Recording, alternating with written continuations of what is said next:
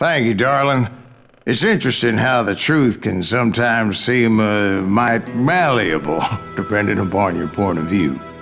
Like how those dime novels make you out to be something you're not? Jack, don't be starting trouble. No, he's right. They do tend to exaggerate. Did they exaggerate your part in taking down the Daltons? Well, I was there in the flesh, boy, so I saw what happened firsthand.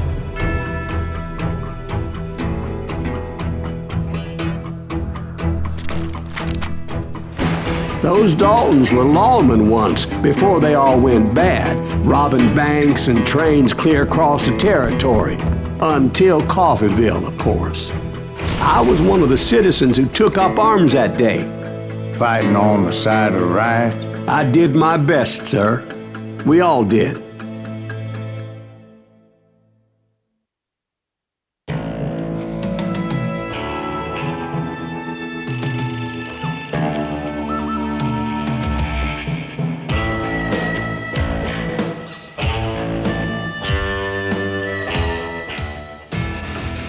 It was early morning. One of my friends was a local gunsmith, and he handed out firearms to anybody who'd take one. You see, the Daltons got it in their heads to rob 2 banks at the same time. 2 banks on the same damn street. The story was Bob Dalton's girl was always riding him about how he had no ambition. Oh, you're nobody next to Jesse James, she'd say. Finally, the bastard took his brothers to Coffeeville just to shut her up. Right. It's always the woman's fault. Well, the locals recognized the Daltons right off. Before they could get away, half the town took up arms to defend their property.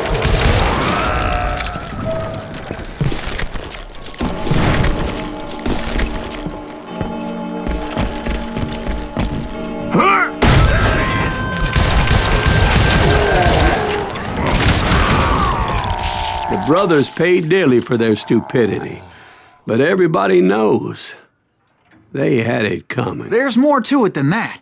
I read all about that day, so I know for a fact that it went down very differently.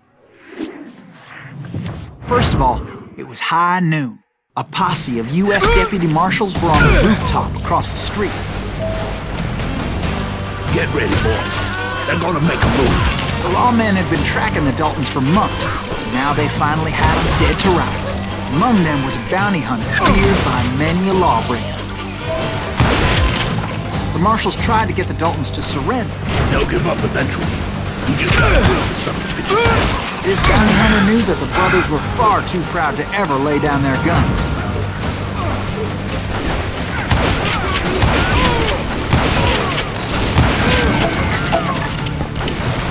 He went in there alone to confront those criminals.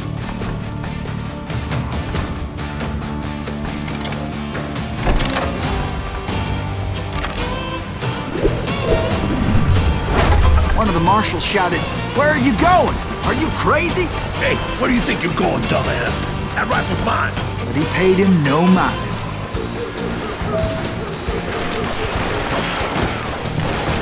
He saw a way to get around to the back of the bank. Then he figured out how to hit the Daltons from a direction they weren't expecting.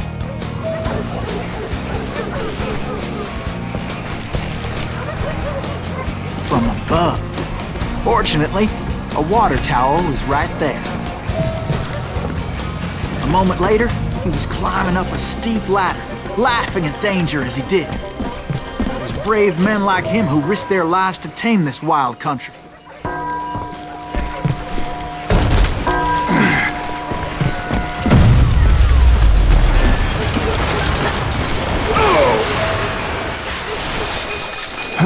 We've got company.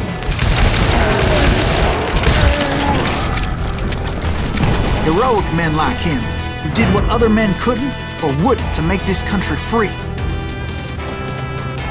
Like Jim Booth and Davy Crockett, who died defending the Alamo. Is that Silas Greaves? Son of a bitch!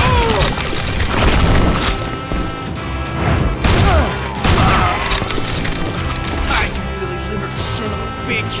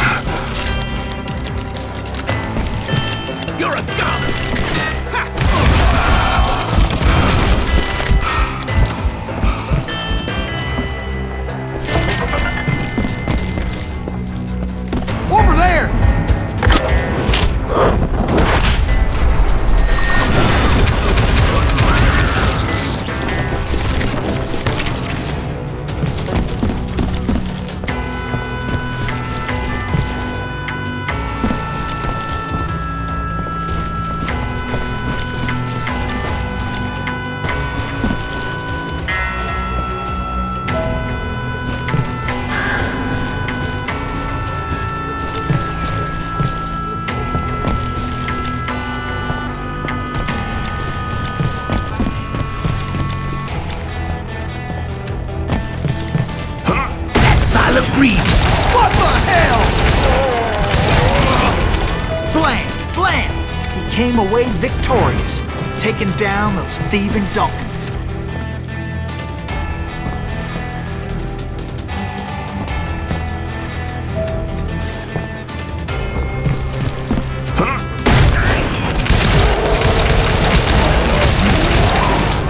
His name is Silas Greaves, and when the dust finally settled, he was the last man standing.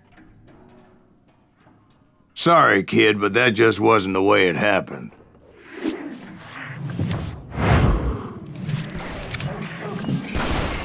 It was early evening, not high noon. The Daltons blew up a safe, and were all set to hightail it out of there. Those pathetic deputies surrounding the bank were dropping like flies.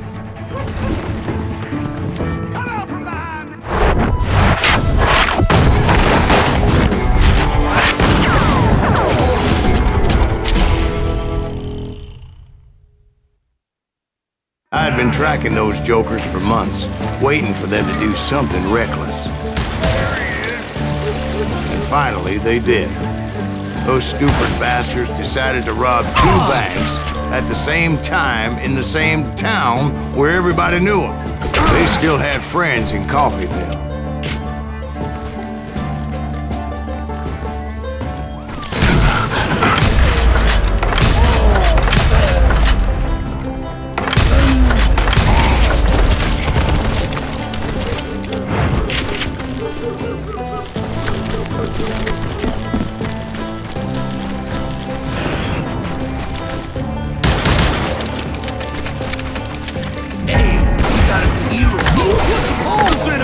Those friends came after me like a pack of wild dogs, tooth and nail.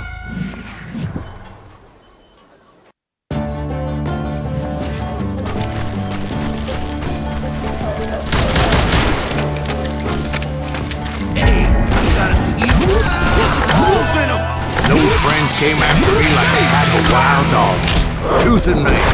They were coming at me from all directions. I caught sight of the Daltons running with the money and didn't want to lose it. Problem was, they knew the town better than I did. And to top it off, I found myself in the middle of another shootout entirely. Did the Daltons hole up in somebody's house? No, it was the Smiths, I believe. They were cousins of the Daltons.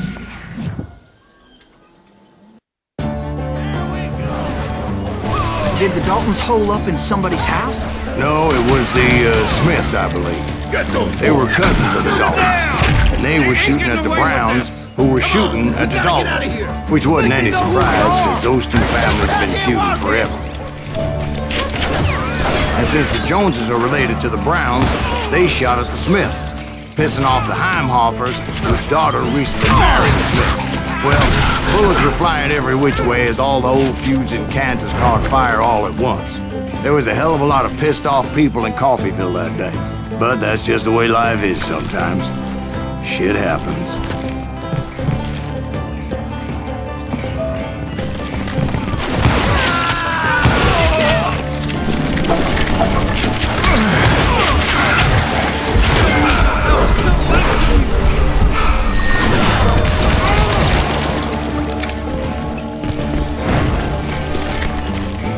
The Dalton boys knew I would never give up.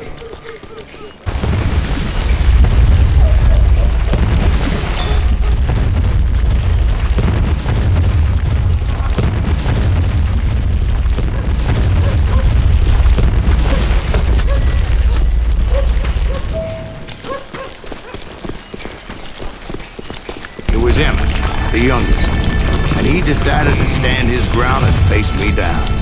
I ain't afraid of you, Silas Reeves. This is where it ends for you. He was determined to protect his brothers. I understood how he felt. Taking me on all by his lonesome wasn't exactly a recipe for a long life. Wrong damn Dalton.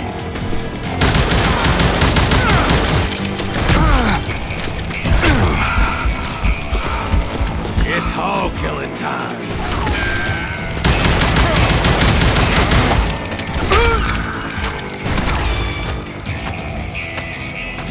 I'm gonna tear you apart!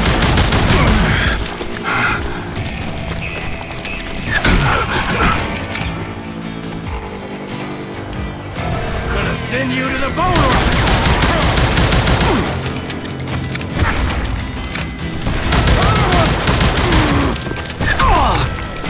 I'm gonna beat you like a red-headed stepchild!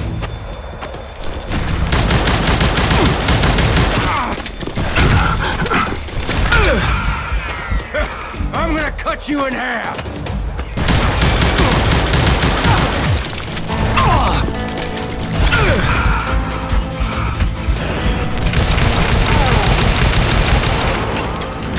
I'll blow your damn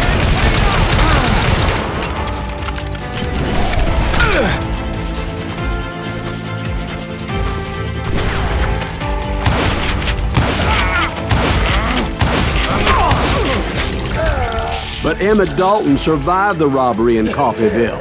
He's the only Dalton who did. They say he was shot 23 times. Well, Dwight, who do you think put all those damn holes in him?